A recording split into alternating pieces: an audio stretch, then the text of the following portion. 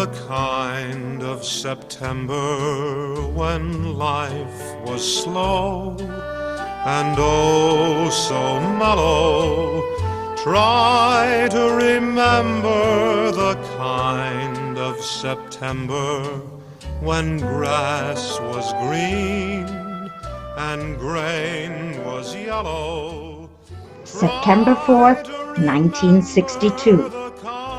In the tiny Sullivan Street Theater, way off Broadway in New York, a little-known musical with a cardboard moon and hand-tossed confetti was in the middle of the third year of what would become the longest-running musical of all time. This off-Broadway classic, The Fantastics, would make the careers of Jerry Orbach, Liza Minnelli, Glenn Close, F. Murray Abraham, Kristen Chenoweth, and Ricardo Montalban. Try to remember when life was so. In Washington, D.C., CIA Director John A. McCone was briefing President John F. Kennedy regarding a looming crisis. U-2 spy planes revealed that Russian anti-aircraft missiles had been sent to Cuba, which, said McCone, only made sense if Moscow intended to use them to shield a base for ballistic missiles aimed at the U.S. McCone's insight proved correct.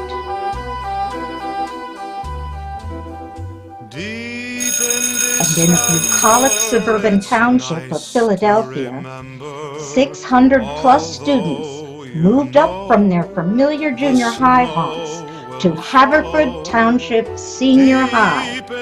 These students would come of age in historic times. This is their story in 7 parts. The heart is hollow. Deep in December, it's nice to remember the fire of September. 5 years earlier, during the Eisenhower administration, the Russians had launched the first successful artificial satellite, Sputnik 1. The United States, with a fledgling satellite program of its own, was caught flat-footed. It would not be until 3 months later, January 31st, 1958, that the United States launched its own satellite, Explorer 1. The space race was in high gear. In 1961, then newly elected President John Fitzgerald Kennedy made an electrifying promise to the nation during a speech at Rice University. May never come again.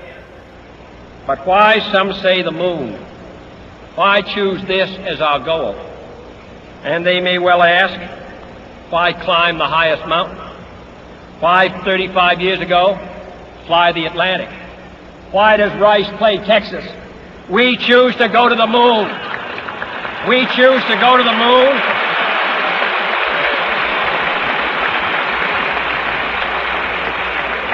We choose to go to the moon in this decade and do the other things, not because they are easy, but because they are hard.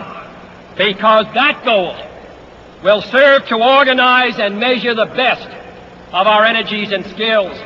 Because that challenge is one that we're willing to accept.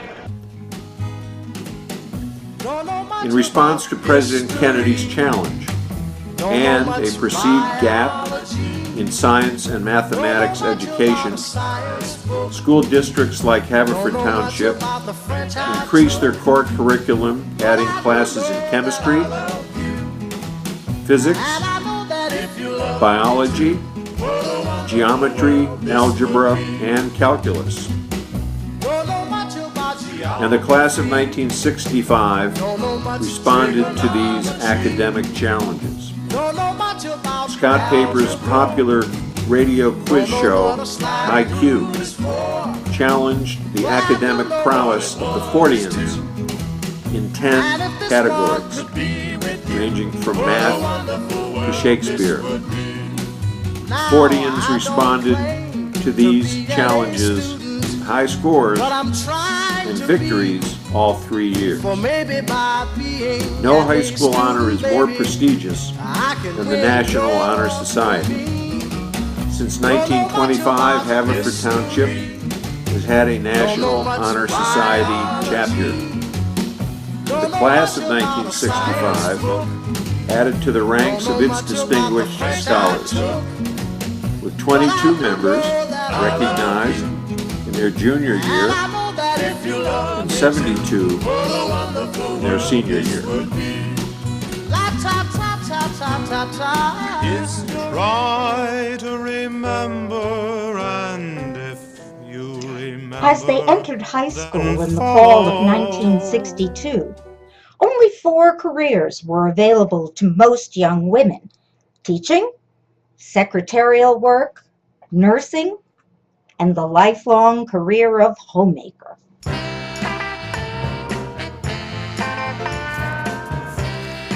In that same year of 1962, an article by the young journalist Gloria Steinem appeared in Esquire about the way in which women are forced to choose between a career and marriage. The article provoked great national debate. Then, as 1963 began, Betty Friedan published The Feminine Mystique, which described what Friedan called the problem that has no name: the widespread unhappiness of women in the 1950s and early 1960s who were unhappy despite living in material comfort and being married with children. Steinem and Friedan gave intellectual underpinning to what would be called the second feminist movement. Combined with increasing birth control choices, women were finding greater flexibility in family planning and career choices. In 1964, Delaware County established the Council for Higher Education. Coupled with the already stated national objective for a highly educated workforce in science and technology, local surveys of county residents and businesses confirmed the need and the support for a community college. As the class of 1965 graduated, most were college or higher education bound. 50 years after graduation, the class of 65, women and men both, have made successful careers in science and technology, news and the media, medicine and biotech, academia and teaching, business and industry, the arts, law and religion. And yes, classmates, both women and men, have taken the time to raise families, grandchildren, and animal companions. The class of 1965 is rightly proud of all its accomplishments. Try to remember, and if you remember, then follow. To steal a line from Charles Dickens, the years of Haverford were, in terms of national and foreign affairs, the best of times and the worst of times. Just 2 weeks after we arrived in September 1962, the U.S. Justice Department filed its first lawsuit to end public school desegregation. It was a landmark case, but that was clearly no deterrent to Mississippi Governor Ross Barnett. On September 20th, he refused to admit James Meredith to the University of Mississippi. As we learned how to navigate the corridors of Haverford, the battle over civil rights escalated in the streets, the schools, and the courthouses. But on October 22nd, that battle was overshadowed by President John F. Kennedy's nationally televised address, alerting us that Russia was about to install missiles in Cuba, the first national crisis Kennedy confronted. President Kennedy established a blockade of our island neighbor, took a tough stance with the Russians, and ultimately prevailed. That summer, memorable, indeed historic events occurred. President Kennedy, visiting West Berlin in June, declared Ich bin ein Berliner, meaning that he too was a Berliner. In August that year, the Reverend Martin Luther King led a march on Washington, culminating in his famous I Have a Dream speech at the Lincoln Memorial. By November of junior year, Vietnam, which for most of us had been an obscure dot on the world map, was making news. Leaders of a military coup in South Vietnam assassinated the president, Ngo Dinh Diem, on November 2nd. It was a catalyst that sparked the surge in U.S. troops in country. And then, on November 22nd, another critical day that none of our class will ever forget, a lone gunman firing from a window in the Texas School Book Depository assassinated President Kennedy. That elevated Lyndon Johnson to the presidency. By March, LBJ had declared war on poverty and promised civil rights advances. As we toiled in our summer jobs in 1964, Barry Goldwater became the Republican Party nominee for president, and North Vietnam torpedoed our ships in the Gulf of Tonkin, providing a rationale to escalate the war effort in Vietnam. As we began senior year, Martin Luther King won the Nobel Prize. It was the same day Russian Premier Nikita Khrushchev was removed from office and replaced by Leonid Brezhnev. On November 3rd, LBJ was elected in a landslide victory over Goldwater. Of course, we had already elected Terry Lee as student council president.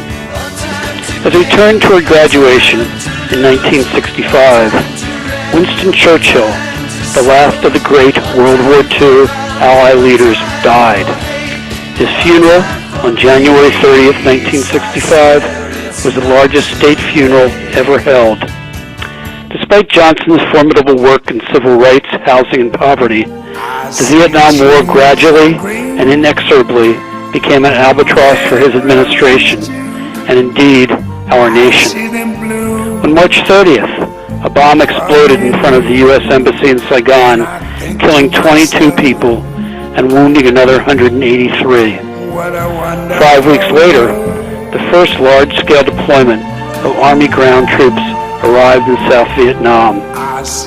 In June, as we marched on the football field to the podium to receive our Haverford diplomas, U.S. troops in Vietnam were ordered to go on the attack. 2 months later, President Johnson signed the Voting Rights Act, which prohibited voting discrimination against minorities, an issue that sadly continues to be debated in Congress and the courts. For all of us, it was an eventful 3 years, years of tragedy, turmoil, and triumph at home and abroad, years that even 5 decades later have had a profound effect on our nation's history and on our own personal histories.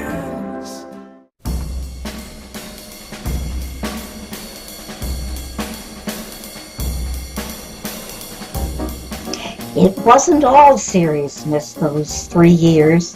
The class of '65 still found time for social clubs, social service, and time out to relax at Friday night dances and the proms.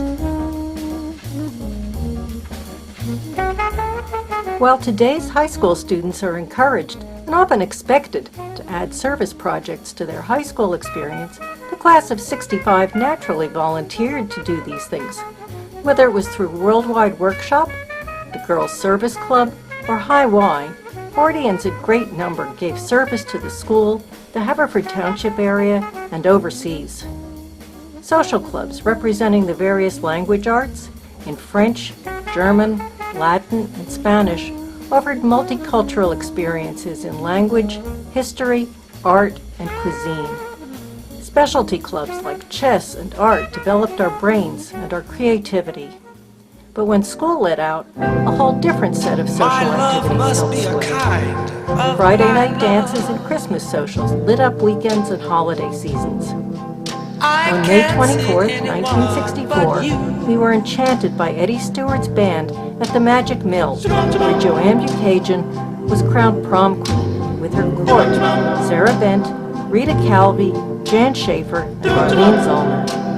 And on April 3rd, 1965, we were whisked away like Dorothy and Toto down an old yellow brick road to the music of Mike Pedersen's band into the Emerald City in our last official and traditional dance. Bob Dylan reminded us that times they were a-changin', and our taste in music was changing too. Forsaking the innocent music of the 1950s for a harder-edged rock and roll. And in a recent survey of our classmates, Satisfaction was voted the top song of our class. And as we now know, we would see even greater changes in the social fabric in the years to come. Satisfaction, 'cause I tried, and I tried, and I tried, and I tried. Try to remember, and if you remember, then follow. Although considered extracurricular activities back in the early 1960s, sports were still an important part of the class of 1965. In addition to developing strong minds, the administration at Haverford High sought to develop healthy bodies as well. Physical education was mandatory for all students, and sports were encouraged, even on the intramural level or non-traditional sports like bowling or ping pong. The varsity and JV teams of each sport gave many opportunities to excel. As school began each fall, students could play football, cross-country, field hockey, and soccer. Cheerleaders added spirit to football and basketball games.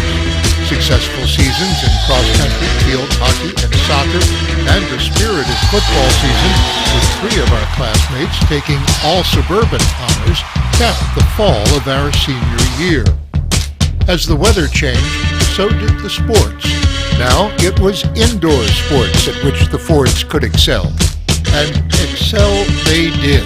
The women's basketball team had a perfect record of 9-0-0. The men's basketball team, returning with only 3 lettermen, fought valiantly nonetheless. A successful women's swim team and individual men's swimming records capped the season in the pool. The wrestlers had their best season in years with an 8-3 record, in addition to taking trophies at multi-team tournaments. And the volleyball team netted its 2nd consecutive PIAA District 1 championship and placed 5th in the state. The crack of the bat and the whoosh of the golf ball signaled the opening of the spring sports season. Strong teams were fielded in golf, track, baseball, men and women's lacrosse, and men and women's tennis. Many of our classmates lettered in 2 or even 3 sports each year, and for many, the groundwork laid in their high school years has led to careers in athletics, athletic management, and physical education. We all owe Haverford a debt of gratitude for the foresight to help us develop healthy bodies as well as healthy minds. Try to remember, and if you remember, then follow. The arts and media were an integral and colorful part of the experience of every Haverford student, whether they experienced it as a creator, producer, or consumer. Every month, and sometimes more frequently, students, faculty, and staff could pick up their own copy of the Fortean, the Haverford High School newspaper. Produced by a staff of 30 to 40 students, the Fortean amassed many awards during our 3 years at HHS, including awards by the Pennsylvania School Press Association and the Columbia Press Association. WHHS, our radio station, was the first educational FM station in the United States run by high school students. At 89.3 on the FM dial, the 5-watt station had a 7-mile radius.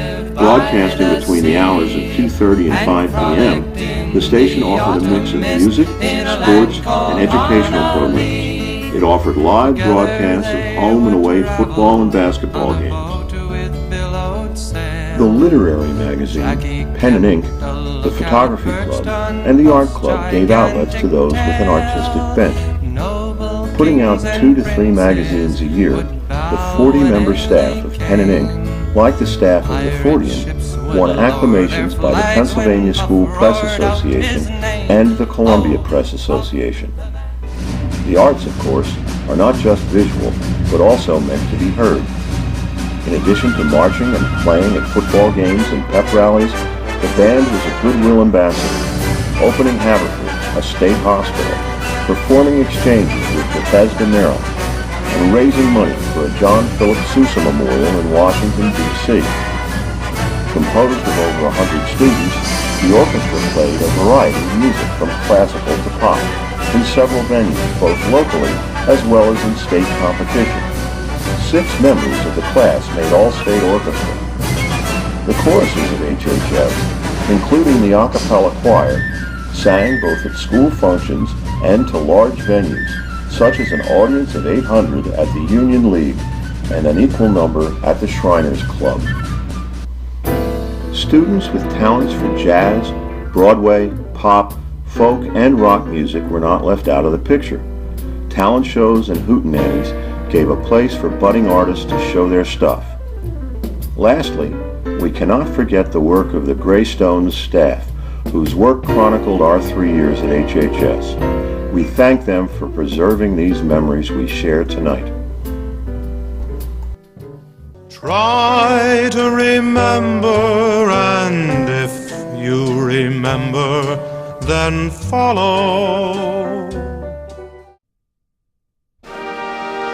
Born in the 1940s, just as World War II ended, the Haverford High class of 1965 has seen 7 decades go by. In the 50s, as fledgling students, we filed into Brookline, Chestnut Walls, Coopertown, Lanark, Linwood, Manila, Oakmont, and Preston. These were our grade schools where we learned to duck and cover as well as read and write. As the 50s progressed into the 60s, we entered junior high together, along with those who transferred from parochial, private, or other public schools. 3 years later, we moved up to Haverford High and then graduated in June 1965. After graduation, the draft and the Vietnam War called many of our classmates, and they served our country with distinction, some giving the full measure of devotion.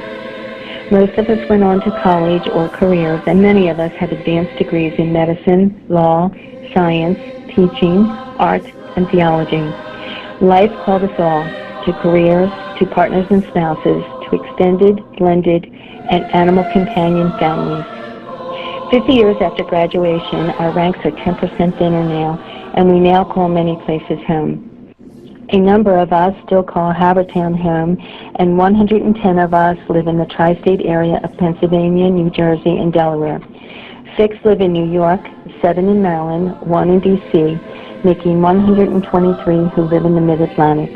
12 live in New England, 44 live in the South, not surprisingly the largest number in Florida. 8 live in the Midwest, 22 live in the West, 1 lives in Alaska, another lives in Ontario. And the rest of you, 336 classmates, we don't know where you live. Log into www.haverfordhigh65.com. There are classmates you have not seen in 50 years who would love to hear from you. Your video team wishes you a happy 50th anniversary of your graduation from Haverford High.